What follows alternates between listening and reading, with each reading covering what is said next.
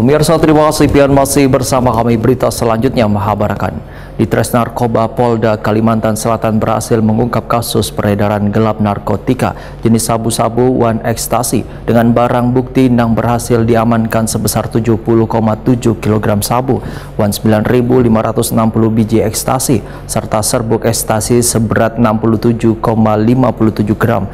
Dalam kasus ini terlihat ada 6 tersangka yang telah diamankan. Ditres Narkoba Polda Kalimantan Selatan berhasil mengungkap kasus peredaran gelap narkotika jenis sabu-sabu wan ekstasi dalam jumlah nang fantastis dengan barang bukti nang berhasil diamankan sebesar 70,7 kg sabu, wan 9.560 biji ekstasi serta serbuk ekstasi sebesar 67,57 gram. Ini disampaikan Kapolda Kalimantan Selatan Irjen Pol Winarto didampingi Wakapolda Brigjen Pol Rosanto Yuda Hermawan bersama Dirret Res Narkoba Polda Kalimantan Selatan, Kombes Pol Kelana Jaya, Kabid Humas Polda Kalimantan Selatan Kombes Pol Adam Erwindi, Kasubdit 1 Ditres Narkoba Polda Kalimantan Selatan Dedi Daniel Sregar, Wan Kasubdit 3 Ditres Narkoba Polda Kalimantan Selatan AKBP Ade Hari Sistriawan wayah konferensi pers di lobi Mapolda Kalimantan Selatan Jalan Dharma Praja Timur, Kelurahan Sungai Tiung, Kecamatan Cempaka, Kota Banjarbaru, jelang tengah hari Rabu 23 Oktober 2024.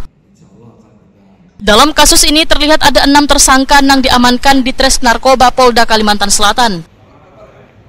Kapolda Kalimantan Selatan Irjen Pol Winarto dalam keterangannya menyatakan mereka yang berhasil diamankan ini merupakan jaringan internasional dari salah satu pelaku berinisial MM yang merupakan kaki tangan dari Ferdi Pratama alias Miming.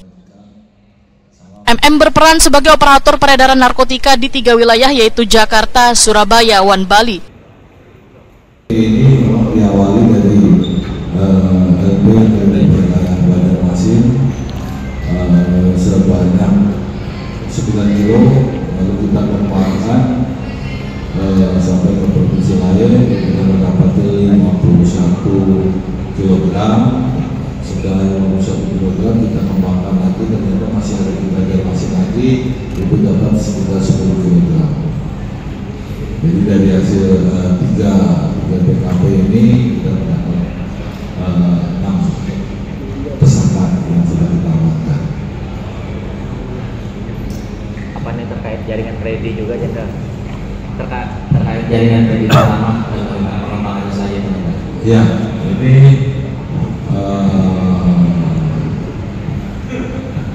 termasuk jaringan internasional, karena kalau masuknya dari negara lain, masuk dari Kalimantan Barat, dari Malaysia, masuk dari Kalimantan Barat, kemudian wilayah kita.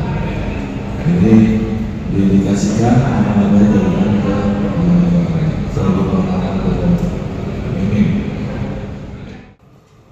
Irjen Pol Winarto memadahkan komplotan ini membawa narkoba menggunakan sebuah mobil yang sudah dimodifikasi, yaitu pada bagian bawah jok belakang diolah sebagai bunker gasan menyimpan narkoba. Sehingga di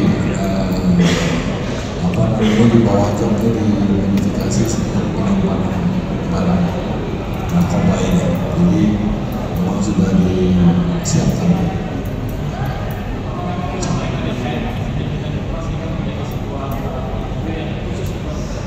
Iya, jadi sudah dimodifikasi di bawah bengkel, dirubah tempatnya, dilas atau dibentuk sehingga itu tidak buat memakai tempat sendiri ditutup.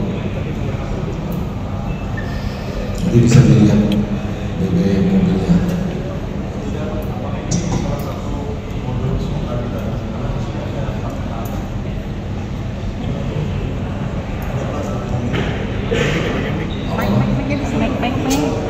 Ya, ada apa pemilihan mungkin apa modus operandi? Ya, ini modusnya juga termasuk modus yang dipakai itu mereka memakai plat nomor berganti-ganti.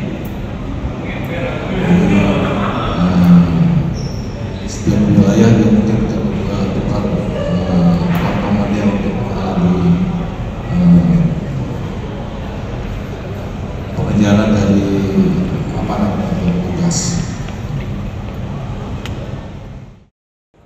Keberhasilan pengungkapan kasus ini menurut Irjen Pol Winarto telah menyelamatkan sekitar 363.561 jiwa terhindar dari mengonsumsi narkoba serta menghemat anggaran negara untuk biaya rehabilitasi mencapai 1,8 triliun rupiah. Dengan banyaknya barang bukti yang kita lihat ini yang berhasil kita amankan, kalau boleh diestimasikan 1 gram sabu dipakai oleh 5 orang, kemudian 1 butir ekstasi dapat digunakan 1 orang, maka hasil pengungkapan kasus narkoba Kalsel ini setidaknya dapat menghindari dari bahaya narkoba itu sebanyak 3.063.561 orang.